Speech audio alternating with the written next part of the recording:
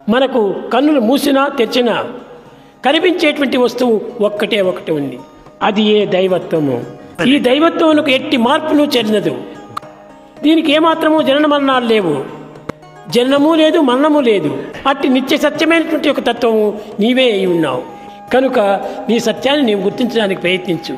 DNA రహస్యం తెలుసుకుందాము. ఏ science అయితే డిఎన్ఏని జీవన రహస్యం అని చెప్తుందో ఆ రహస్యం కొన్ని వేల సంవత్సరాల ముందే భగవంతుడు నోటంట వచ్చిన భగవద్గీతలో ఉంది. గీతలో భగవానుడు చెప్పిన వాక్యాలు ఈ విధంగా ఉంటాయి. సృష్టి యొక్క విత్తనాన్ని నేనే, ప్రతి జీవి యొక్క మూలాధారం నేనే.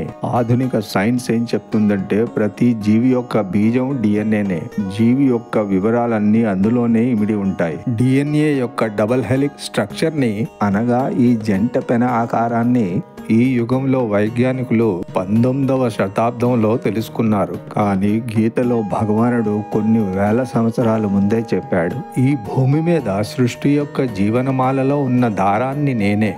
ఏ సైన్స్ అయితే డిఎన్ఏ మీద ఇంకా ప్రయోగాలే చేస్తుందో గీతలో భగవానుడు కొన్ని వేల సంవత్సరాల ముందే చెప్పేశాడు.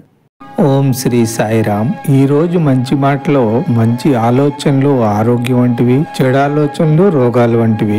అందుకే ఎప్పుడూ మంచిగా ఆలోచిస్తే జీవితాంతకాలం ఆరోగ్యంగా జీవించవచ్చు. మనకు నిజమైన ఆప్తులు ఎవరు అంటే మన స్థాయిని బట్టి మనల్ని గౌరవించేవారు కాదు, మన మనసుని తెలుసుకొని మనల్ని ప్రేమించేవారే మనకు నిజమైన ఆప్తులు. ధనంతో ముడిపడిన బంధం ధనం ఉన్నంత వరకే ఉంటుంది. మనసుతో ముడిపడిన బంధం మనిషి ఉన్నంత వరకు ఉంటుంది. కళ్ళు చూసే ప్రతి దృశ్యం నిజమనుకోవడం తప్పు. చెవులు వినే ప్రతి మాట సత్యం అనుకోవడం ఇంకా పెద్ద తప్పు. చూసింది విన్నది గుడ్డిగా నమ్మి ఒకరి వ్యక్తిత్వాన్ని నిర్ధారించడం అన్నిటికన్నా పెద్ద తప్పు. నదిలోని నీరు తీయగా ఉంటుంది, ఎందుకంటే అది నిరంతరం ప్రవహించి మనందరికీ త్రాగడానికి మంచి నీరు ఇస్తుంది. కానీ సముద్రంలో నీరు ఉప్పుగా ఉంటుంది, ఎందుకంటే అది నీటిని తీసుకుంటుంది. ఎటువైపు ప్రవహించకుండా ఉండే నీటిలో దుర్గంధం ఉంటుంది, ఎందుకంటే నీరు నిల్వ ఉంటుంది. మన జీవితం కూడా అంతే. నదిలాగా అందరికీ సహాయం చేస్తూ ఉంటే జీవితం ఎంతో మధురంగా ఉంటుంది. సముద్రంలా కేవలం తీసుకుంటూ ఉంటే కొద్ది రోజులకే అందరితో దూరం పెరుగుతుంది. అలాగే నిల్వ నీరులా ఎవరికి ఏది ఇవ్వకుండా ఉంటే జీవితానికి అర్థం లేకుండా నిరర్థకంగా ఉండిపోతుంది.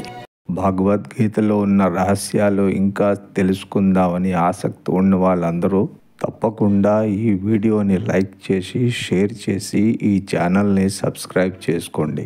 జై సాయిరామ్.